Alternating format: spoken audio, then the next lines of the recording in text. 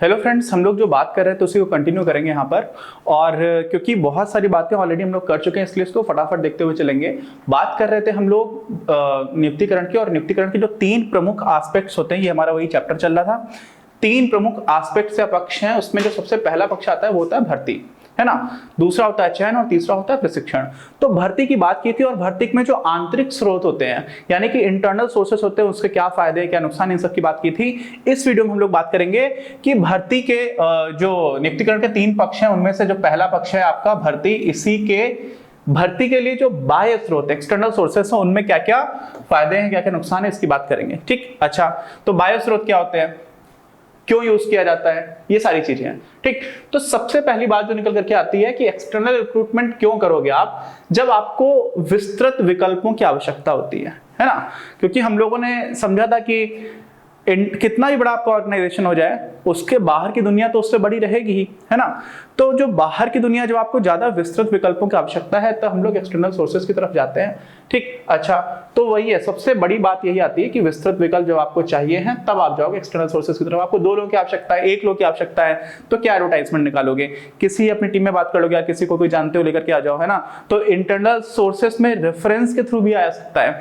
और उसकी बात भी हम लोगों ने हमारी किताब में नहीं दे रखा, लेकिन हम लोगों ने कर रखी थी कि इंटरनल सोर्सेज को ही अगर आप थोड़ा व्यापक दृष्टिकोण से देखोगे, तो हम लोग इंटरनल सोर्सेज में रेफरल्स को काउंट कर लेते हैं। समझ रहे हैं आप। अच्छा, और क्या हुआ, सामान्यतः भर्ती के लिए निम्न बाह्य स्रोतों का प्रयोग किया जाता है। एक एक करके जो बाह्य स्रोत उसको डिस्कस करेंगे। तो जो सबसे पहला होता है वो एक तरह से हर कंपनी के बाहर एक नोटिस बोर्ड रहता है, उस नोटिस बोर्ड के ऊपर जाकर के लिख दिया कि हमें इतने लोगों की आवश्यकता है। ठीक, होता क्या है, जब एक चीज होती है जिसको हम लोग बोलते हैं अनस्किल्ड लेबर, अनस्किल्ड को हिंदी में बोलते हैं अकुशल। ठीक है, बहुत ज्यादा कॉमन शब्द है, इसलिए इसको इंग्लिश में भी समझ लीजिए, अनस्किल्ड हो जाता है। और दूसरा हो जाता है सेमी स्किल्ड या सेमाई स्किल्ड। ठीक है, सेमी का मतलब क्या होता है, आधा अधूरा।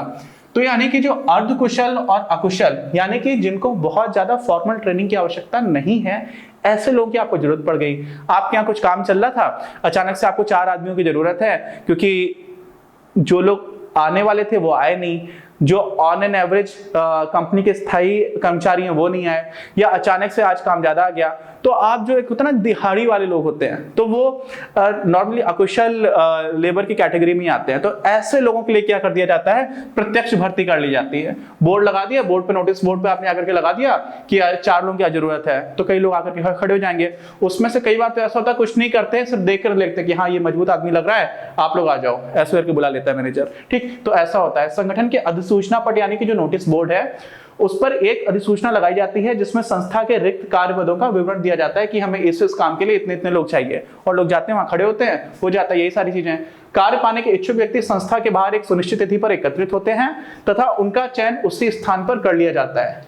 बहुत अच्छा स्किल या जो ज्यादा स्किल्ड या हाई लेवल नॉलेज है, ऐसी लोगों की आवश्यकता जब होती है, तो उसके लिए ये प्रक्रिया ठीक नहीं है। लेकिन अकुशल और अर्धकुशल श्रमिकों के लिए ये प्रक्रिया काफी ठीक ठाक रहती है, खासतौर से जो भी इंडस्ट्रीज हैं, उद्योग है, वहां पर ये सारी चीजें काफी चलती हैं। ठीक है, प्रत्यक्ष भर्ती की प्रक्रिया सामान्यतः उन आकस्मिक पदों के लिए अपनाई जाती है। किसके लिए, आकस्मिक पद, आपको अचानक से जरूरत पड़ गई, जब आपको अप्रशिक्षित, अकुशल के लिए अप्रशिक्षित भी होता है, अनट्रेन्ड इंग्लिश में बोल देंगे, या अर्धकुशल कर्मचारियों की आवश्यकता होती है। ठीक है, कंस्ट्रक्शन है, कंस्ट्रक्शन समझते हैं, निर्माण हो रहा है, वहां पर इस तरह की चीजें हैं। ब्लू कॉलर जॉब्स बोलते हैं। ब्लू कॉलर जॉब्स में क्या होता है, देखो, व्हाइट कॉलर जॉब्स को बोला जाता है कि जहां पर ज्यादा अच्छे स्किल्स की आवश्यकता है, ज्यादा नॉलेज आपको होनी चाहिए।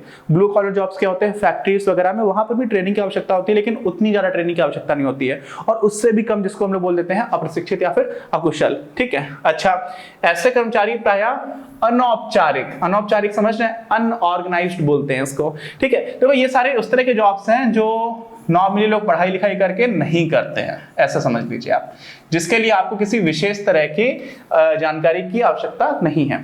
ठीक, और भारत में बहुत बड़ा सेक्टर अनौपचारिक श्रमिकों की संख्या के हिसाब से सबसे बड़ा जो ग्रुप बनता है वो अनौपचारिक मजदूरों का ही बनता है।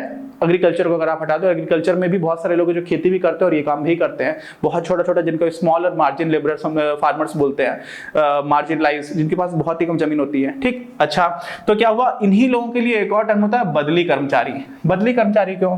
नॉर्मली किसी भी संगठन में जो कर्मचारी होते हैं वो रोज आ रहे हैं, है ना, रोल पेपर पे है, उनका एनरोलमेंट हो रखा है, तो वो रोज आ रहे हैं।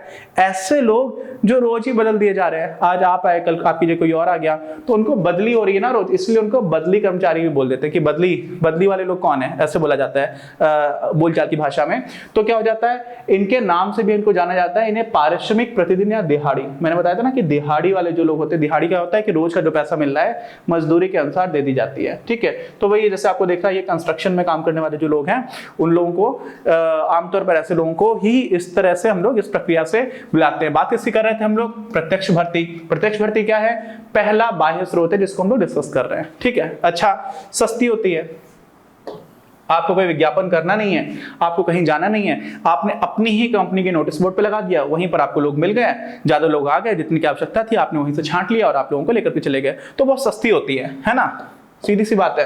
अब इसी में आ जाती है हमारी अच्छा, दूसरी भर्ती से पहले, दूसरे मेथड से पहले इसी में एक और पॉइंट है, जब कार्य का दबाव ज्यादा होता है या लोग, मैंने अभी स्टार्टिंग बताया था, या लोग नहीं आए, तो क्या हो गया, स्थायी कर्मचारी अनुपस्थित हो गए, अवकाश ले लिया, तो आकस्मिक रिक्त पदों को भरने के लिए अवधि अत्यंत उपयुक्त होती है। आज आपको 4 लोगों की एक ही दिन की आवश्यकता है, क्योंकि बाकी दिन तो वो लोग आ जाएंगे फिर से, तो ऐसे में ये वाला मेथड जो है, क्योंकि आपको एक दिन का पैसा देना है, बहुत ज्यादा औपचारिकता है, फॉर्मेलिटीज में पढ़ना ही नहीं है, प्रोसेस को भी एक्सपेंसिव नहीं बनाना है। आपको कोई इंसान एक दिन के लिए अगर पिक करना है, मान लीजिए, ठीक है, एक इंडिया में एक एग्जाम होता है सिविल सर्विसेज का, किसका होता है? यूपीएससी कंडक्ट कराता है, कई लोग यूपीएससी बोलते हैं। यूपीएससी तो एक बॉडी है जो बहुत सारे एग्जामिनेशंस को कंडक्ट कराती है, जिसमें एक होता है सिविल सर्विस एग्जामिनेशन। ठीक है, 1.5 साल के आसपास इसकी प्रिपरेशन होती है, लोग ठीक से करते तो, और उसके बाद काफी बड़ी प्रक्रिया होती है।